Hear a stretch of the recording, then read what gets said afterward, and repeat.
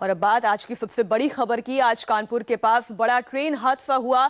अब तक इस हादसे में 107 लोगों की मौत हो चुकी है। हादसे को हुए 13 घंटे से ज्यादा का वक्त बीत चुका है, लेकिन अब तक रेस्क्यू का काम जारी है। 150 से ज्यादा लोग घायल बताए जा रहे हैं, जिनमें से कई की हालत बेहद नाजुक है। आखिर रात के अंधेरे में पटरी पर सरपट दौड़ती ट्रेन कैसे हादसे का शिकार हो गई और हादसे के बाद कैसे हाहाकार मच गया, देखिए इस रिपोर्ट में।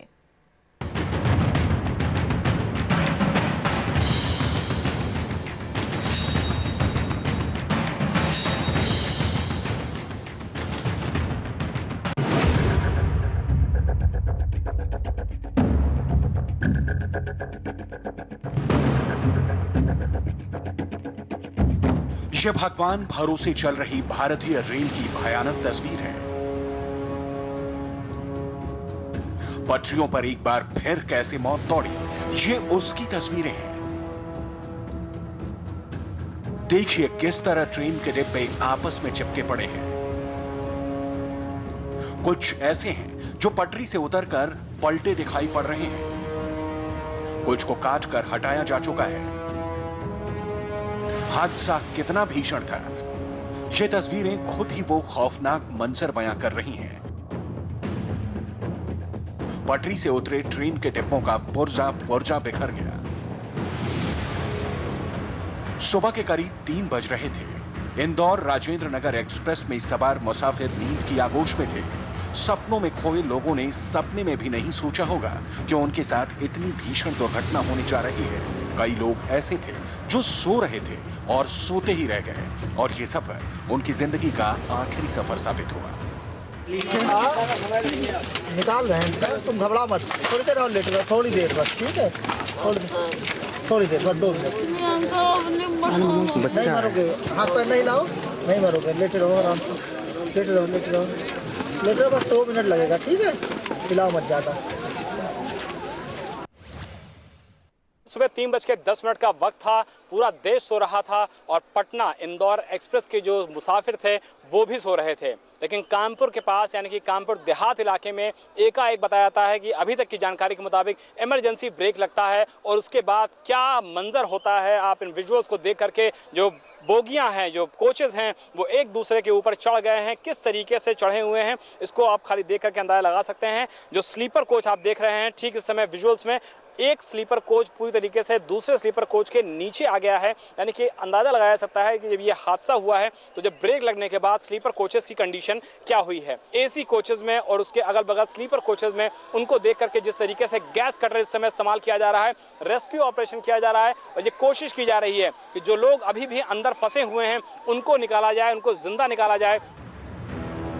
इंदौर से पटना जा रही 19,321 इंदौर राजेंद्र नगर एक्सप्रेस ट्रेन यात्रियों से ठसाठस भरी थी। शनिवार दोपहर 2 बजे ट्रेन इंदौर से रवाना हुई थी।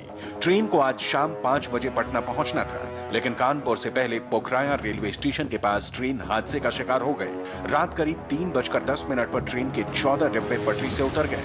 जनरल क्लास के 2, स्लीपर के 6 और एसी के 4 कोच डीरेल हो गए।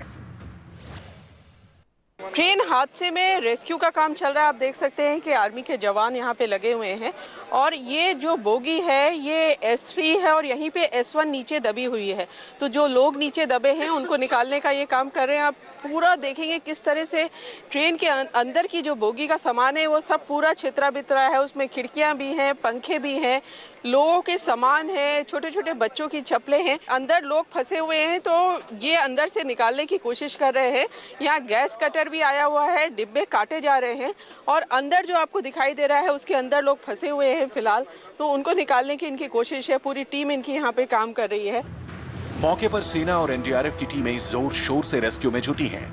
गैस कटर की मदद से एक दूसरे से चिपक गए डिब्बों को काटकर अलग किया जा रहा है। बड़ी बड़ी क्रेन और जेसीबी मशीनों की मदद से पलटे हुए डिब्बों को उठाने का काम चल रहा है।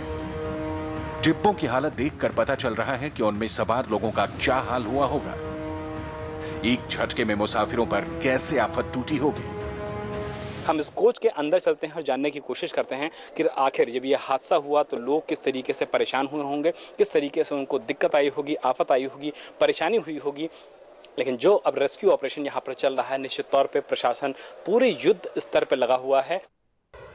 ट्रेन हादसे को हुए करीब 13 घंटे बीत चुके हैं। अभी भी राहत और बचाव का काम जारी है। लोगों को बचाने के साथ साथ ट्रैक को भी जल्द से जल्द दुरुस्त करने की कवायद हो रही है। घटनास्थल से इंडिया टीवी संवाददाता विशाल प्रताप सिंह की रिपोर्ट देखिए। जो रेस्क्यू ऑपरेशन है, जो रिपेयरिंग वर्क है, वो लगातार इस रेलवे ट्रैक पे जारी है। आप मेरे ठीक बगल में देख सकते हैं कि जो पटरियां बुरी तरीके से उखड़ गई थी इस हादसे में, उन पटरियों को लगाने का काम शुरू हो चुका है।